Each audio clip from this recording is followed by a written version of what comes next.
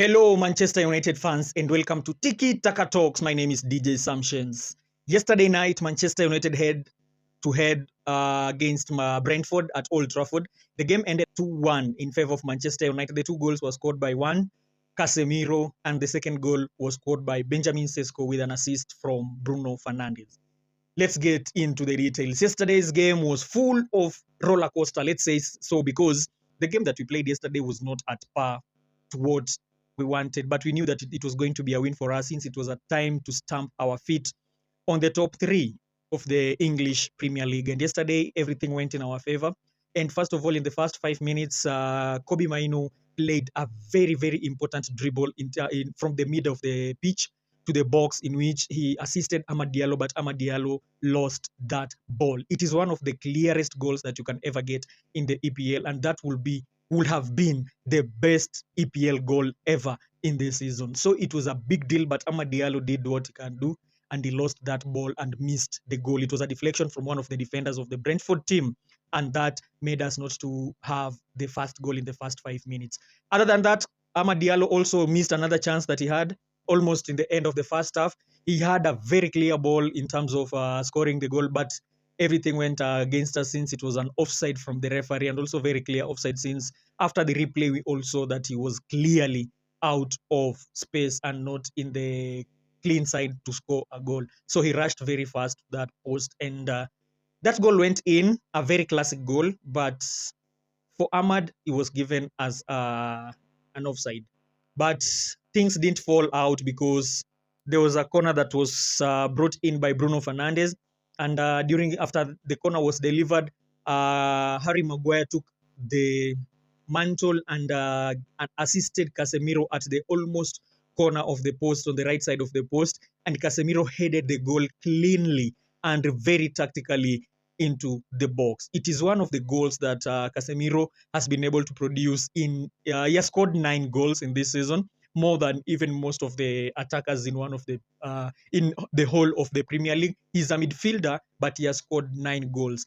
Only one person in the EPL has scored more goals than Casemiro as a midfielder, and that is Morgan Gibbs White from Nottingham Forest. So Casemiro is on the right track. We all want him to stay and add another year, but we all know a good dancer knows when to leave the stage. So it is okay for him to leave, because he might add another 1 year and the next year becomes a flop, a big flop. So it is good that he goes out when his interests are very, very high. And for us, Manchester United, we all know Casemiro is now a legend for United. He has played very well. He has been compact in that midfield together with Kobe Maino, who played a very fantastic ball. Kobe Maino is a good dribbler, let's say so, because during that game, he had more chances in terms of, he had a good percentage in terms of passing. He had a 96% passing accuracy, and also so many balls, he was able to finish those passes completely. So he completed more than 8 passes or so in that game.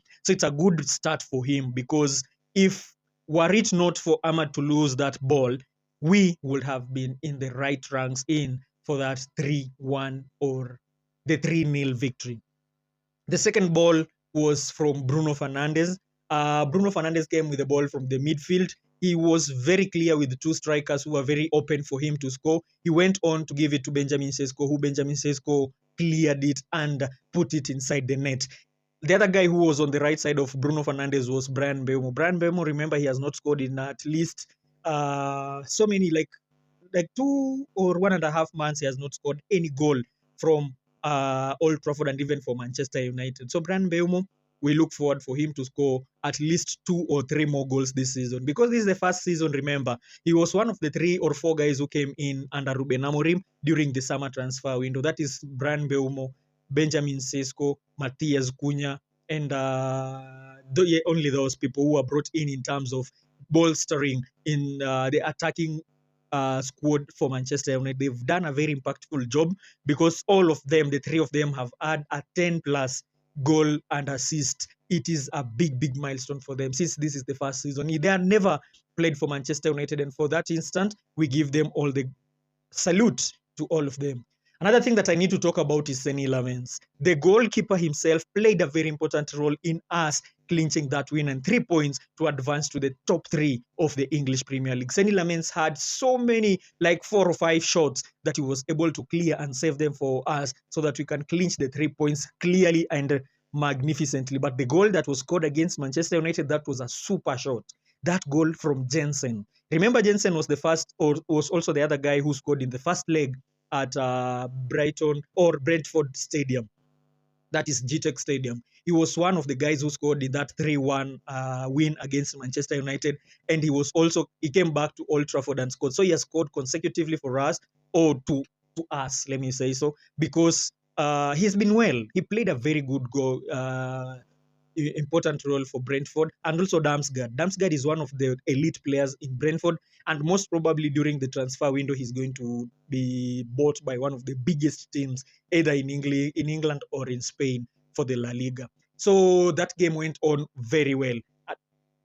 Things that we can talk about now is during halftime, the coach himself did a very good thing in removing Amad Diallo and even improving the defensive department. So since he brought in Lenny Oro and he brought in to bolster the five defenders. So he played the second half. He played as a defending the goals that we had scored. So the second half wasn't at part what we were all wanting to see in the English Premier League and that game yesterday in Monday Night Football.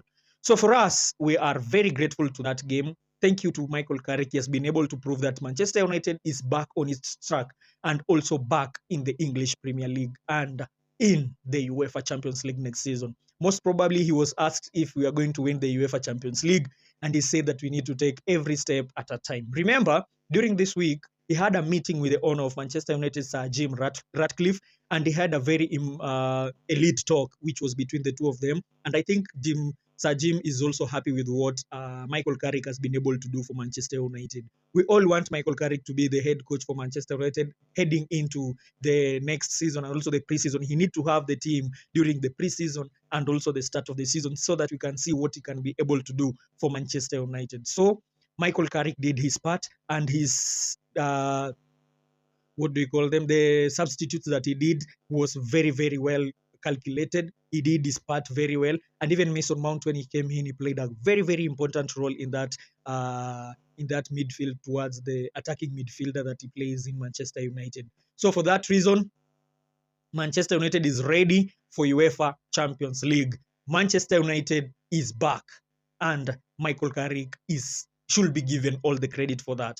And for that, I say thank you for all the love and support on my socials and everything that you do for me. I really appreciate for the love. And also please continue to subscribe. And I look forward to more and more content about Manchester United and what it relates and all the news that comes from Manchester United. Thank you very much for the love and support. Peace. See you for the game week 35